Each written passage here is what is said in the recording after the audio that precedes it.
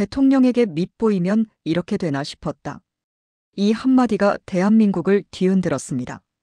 공직선거법 위반 혐의로 체포됐다가 단 이틀 만에 석방된 이진숙 전 방송통신위원장. 그녀는 국정감사장의 증인으로 서서 담담하게 그러나 단호하게 이렇게 말했습니다.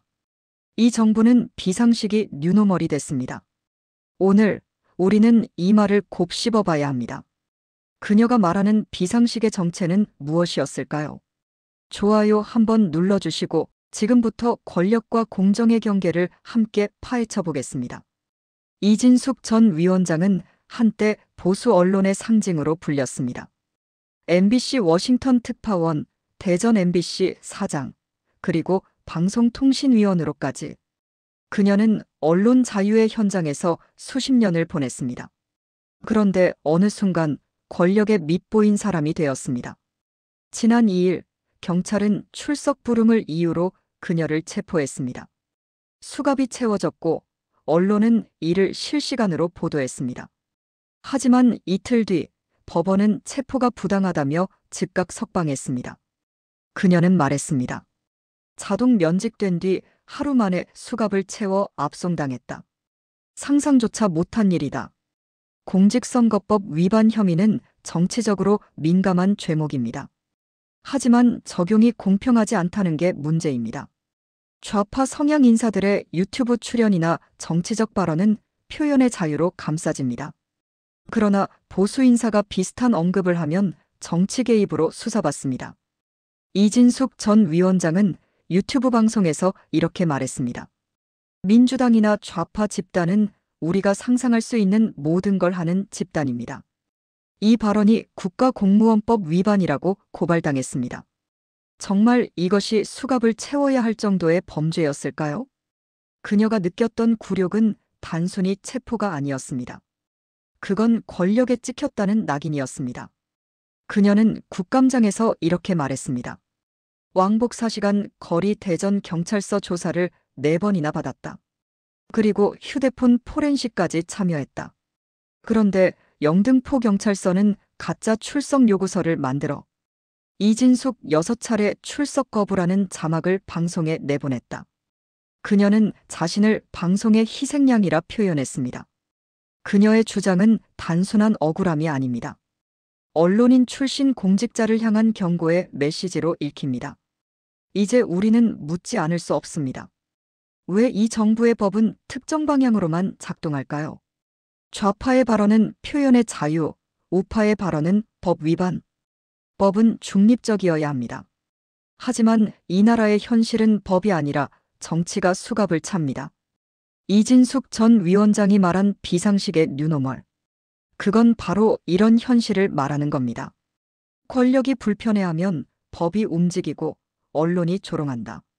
여러분 기억하십니까? 박근혜 전 대통령이 세월호 7시간 논란에 휘말렸을 때 그 의혹을 제기한 사람 중 하나가 바로 이진숙이었습니다. 당시 그녀는 국민은 진실을 알아야 한다고 말했죠. 그로부터 몇 년 뒤 그녀가 진실을 말했다며 수갑을 차게 됐습니다. 아이러니하지 않습니까? 진실을 외쳤던 언론인이 진실 때문에 체포된 나라. 여러분이라면 어떻게 하시겠습니까?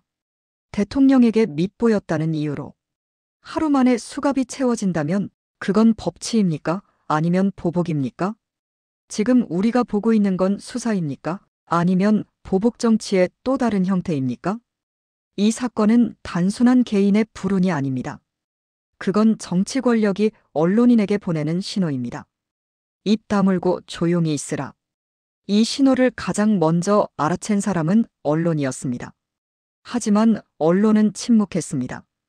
그녀의 체포를 비판하는 기사보다 이진숙 출석 불응으로 체포라는 자막이 더 많았습니다. 언론은 더 이상 권력을 감시하지 않습니다. 이제는 권력의 공포를 대신 전달할 뿐입니다.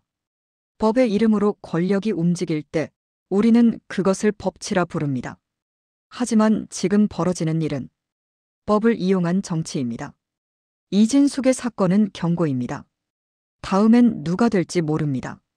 언론인일 수도 판사일 수도 혹은 당신일 수도 있습니다. 그녀의 말은 단순한 감정이 아닙니다. 그건 공포 속에서 나온 절규였습니다. 대통령 한 사람에게 밉보이면 이렇게 된다. 여러분, 이 장면을 상상해 보세요. 법정의 플래시, 기자들의 카메라, 그리고 한 여성이 수갑을 찬 채 고개를 숙입니다. 그녀는 범죄자가 아니라 한때 뉴스룸의 앵커였습니다. 이건 단순한 구속 장면이 아닙니다. 이건 민주주의의 상징이 무너지는 장면입니다.